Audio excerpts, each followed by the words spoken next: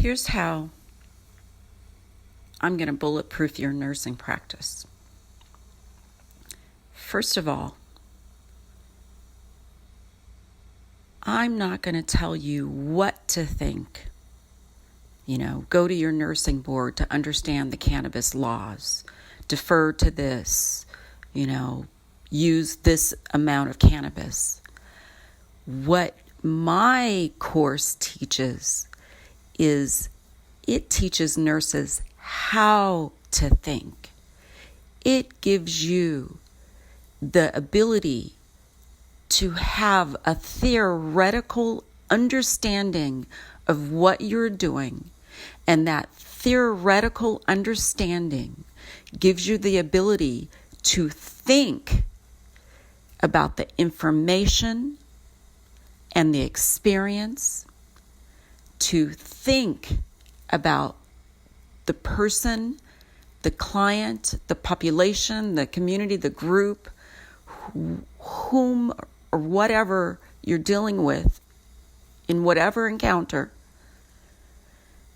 and frame that work, frame that experience, that thought around your interface. So, you're not just out there giving information and talking about cannabis and blah, blah, blah. You're thinking about it in a systematic way that allows you to communicate the work that you're doing, to recognize patterns, to be able to apply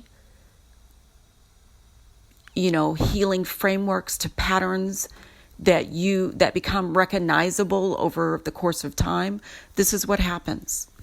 So, first of all, you learn a framework, okay? Here's a framework.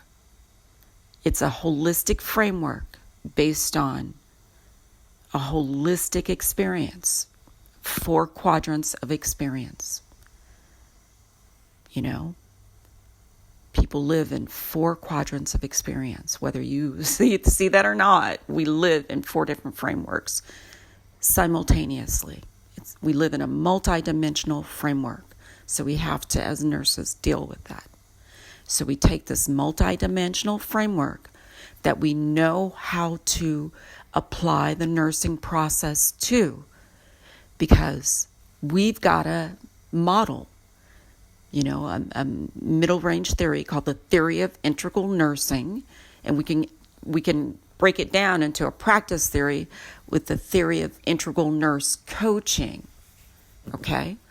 But either way, if you just take the 4 quadrants of experience, you overlap that with what you already know is the meta paradigm of nursing: nurse, patient, health, environment, right? And at the core of that is healing. Then you basically have the theory of integral nursing, right? So you're already doing that. So then you take that 4 quadrants of experience, and within that 4 quadrants of experience, when you're interacting within those quadrants with that person, because that is a quadrant, the nurse and the client, we're creating a sacred space between nurse and client. And in that sacred space, regardless of how small a moment it is or a second, time is quantum. It's relative, right? So remember the importance of even small gestures. Small ripples can create big waves. So within the context of that quadrant, that we, the nurse and the client, be that population, group, community, individual, you're going to apply a practice model called the consumer model of nurse herbalism. And with that consumer model of nurse herbalism, I know that by applying this model, I am meeting all the standards of nursing practice, all the ethical standards of nursing practice as outlined, by the American Nursing Association, the Canadian Nursing Association, the International Council of Nurses. Okay? And I'm sure there's more. We're meeting that basic standard of nursing practice, as well as American Holistic Nursing Association, and nurse coaching. And by using the consumer model, what we are doing is we are supporting the patient's right to know, their right to self-determination, because in order for patients to make their best treatment decisions and healthcare choices, they need to be informed about all life-saving and life-sparing treatments. And that does include cannabis. So we are supporting the patient's right to self-determination. We are well within our standards of ethical nursing practice, and in fact are supporting global standards of ethical nursing practice, the highest standards. And we are using a model for practice that is validated, tested, spoken about. The consumer model of nurse herbalism, a non-interventional model of care that provides us with the vehicle to deliver cannabis information and knowledge based on supporting the patient's right to know.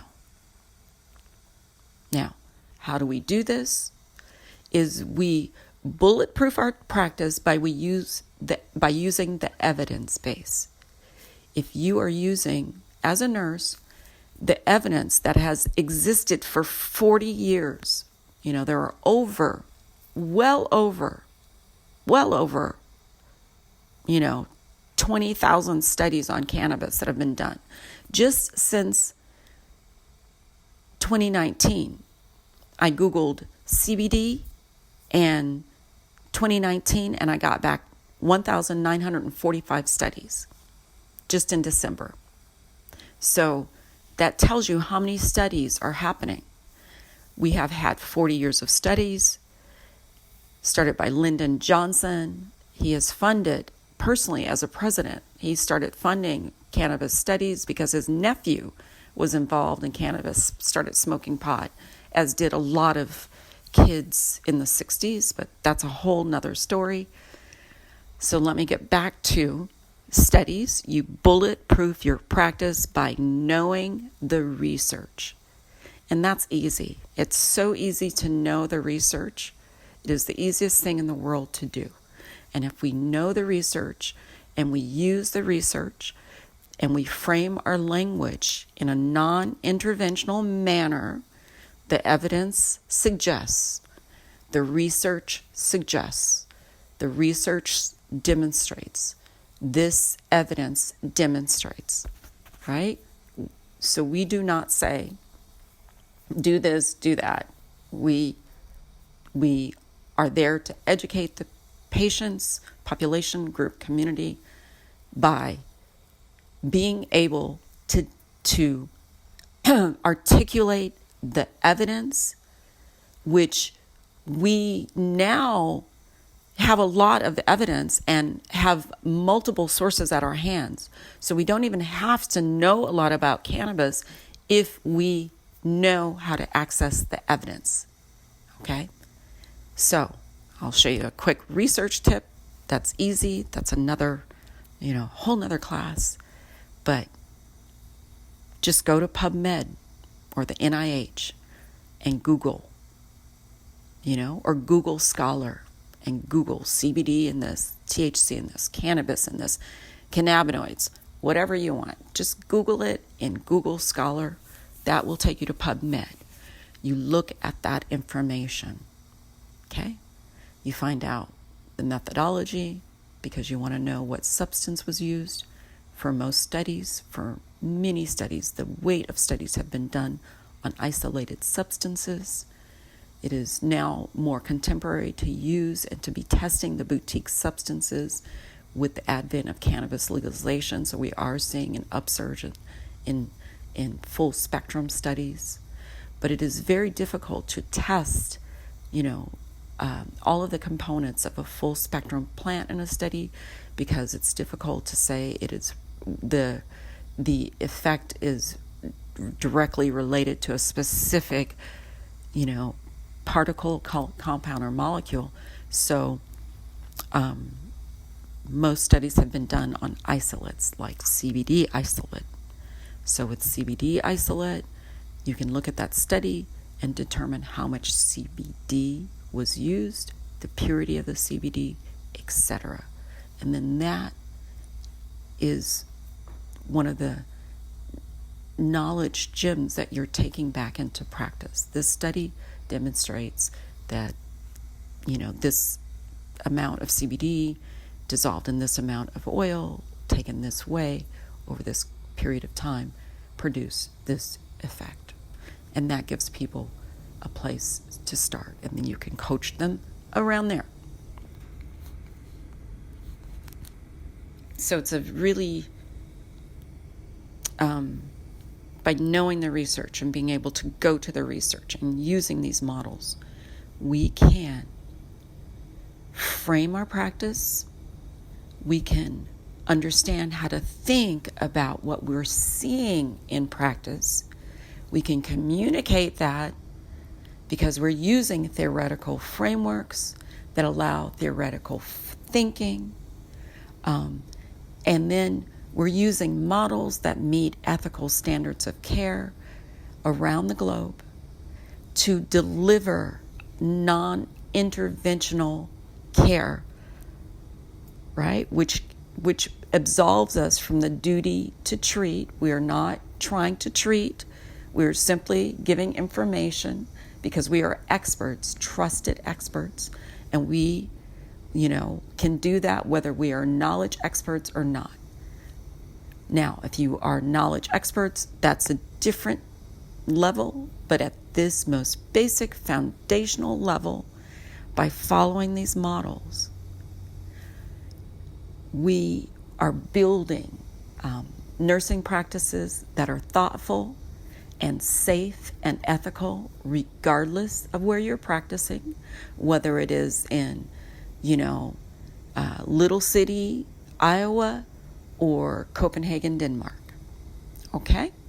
That is what separates the holistic and public health and, botanical medicine sort of practice that I'm creating for the nurses that are interested in using all of their tools, their intuitive knowing, their scientific knowing, using everything to bring it into a way of being with patients, using this process to integrate and interface with cannabis medicine.